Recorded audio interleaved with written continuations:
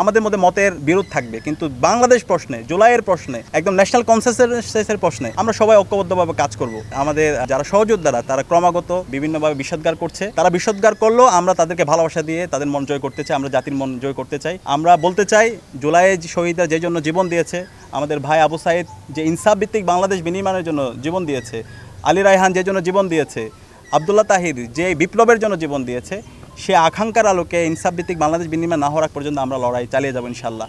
এই ক্ষেত্রে যদি কেউ জুলাইয়ের সাথে গাদ্দারি করে, জুলাইয়ের যে আবেগ আছে, শহীদদের যে আকাঙ্ক্ষা আছে, সেখান থেকে যদি দূরে সরে যায়, আমরা তাদের বিরুদ্ধে আমাদের প্রতিবাদ প্রতিরোধ সবসময় জারি থাকবে। তো এই জুলাই বিপ্লবে যখন আমরা হতাশায় মগ্ন ছিলাম, যখন ঢাকা বিশ্ববিদ্যালয় ক্যাম্পাস ছাত্রলীগের সন্ত্রাসীরা আমাদের ভাই বোনদের উপর ন্যাক্কারজনক হামলা করে, যখন আমরা হতাশায় ভুগছিলাম, ঠিক সেই সময়ে রংপুরের আমাদের কৃতি শিক্ষার্থী, রংপুরের মেধাবী শিক্ষার্থী আমাদের ভাই আবু সাইদ পুরো জাতিকে নতুনভাবে আশান্বিত করেছিল। এবং সেদিন আমরা দেখতে পেয়েছি আবু সাইদ ভাই তার দুই হাতকে প্রসারিত করে সে যেভাবে বলেছিল বুকের ভেতর অনেক ঝড়, বুক পেতেছি গুলি কর, সে আবু সাইদের দুই হাত প্রসারিত, তার যে আহ্বান সেটা পুরো জাতিকে নতুনভাবে উজ্জীবিত করেছিল। এবং 16 জুলাই রংপুরে আবু সাইদ ভাই, চট্টগ্রামে ওয়াসিম, শান্তসহ সারা দেশের 6 জন ভাই শহীদ হয়েছিল। এবং সেদিনে আমরা সিদ্ধান্ত নিয়েছিলাম খুনি হাসিনার যতক্ষণ পতন না হবে, যে আমাদের ভাইদেরকে মেরে খুন করেছে, এই খুনের বদলা না নেওয়ার আগ পর্যন্ত আমরা এখান থেকে পিছনে হটবো না।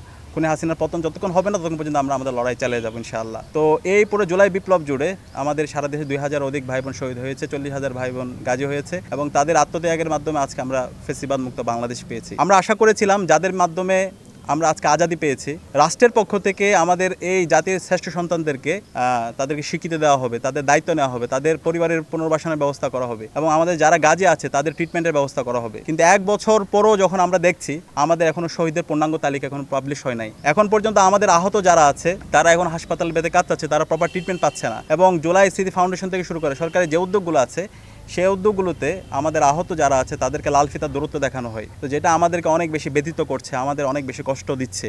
আমরা আশা করব অন্তর্বর্তীকালীন সরকার আমাদের এই শহীদ পরিবার এবং আহত যারা আছে তাদের পুনর্বাসন, তাদের স্বীকৃতি, এবং আমাদের যারা আহত আছে তাদের যথাযথ ট্রিটমেন্টের ব্যবস্থা সামগ্রিক এই জায়গায় তারা পূর্ণভাবে সহায়তা করবে। আর আমাদের জায়গা থেকে আমরা সর্বাত্মকভাবে শহীদ পরিবারের পাশে থাকার জন্য চেষ্টা করছি।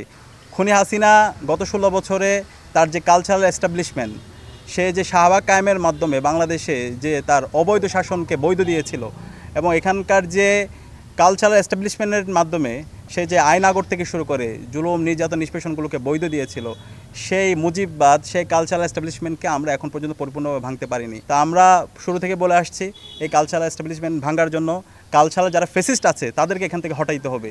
এর পাশাপাশি আমাদের প্রথম দাবি ছিল এই খুনি হাসিনা যে আমাদের 2000 ভাই বোনকে শহীদ করেছে, 40,000 ভাই বোনকে পঙ্গু করেছে, এবং গত 16 বছরে যে মানবাধিকার লঙ্ঘন করেছে, প্রত্যেকটা হত্যাকাণ্ডের বিচারে স্বাধীন বাংলাদেশে হবে। আমরা যারা জুলাই আমাদের সহযোদ্ধা ছিল তাদের সামগ্রিক আচরণ এটা ব্যক্তি সাদিক কায়েম না, পুরো জাতিকে অনেক বেশি আশাহত করছে। আমরা আশা করেছিলাম আমাদের যারা জুলাইয়ের সহযোদ্ধারা ছিল, জুলাই পরবর্তী নতুন বাংলাদেশ বিনির্মাণে তারা সবাই ঐক্যবদ্ধভাবে নেশন বিল্ডিংয়ের জন্য আমরা একসাথে কাজ করব।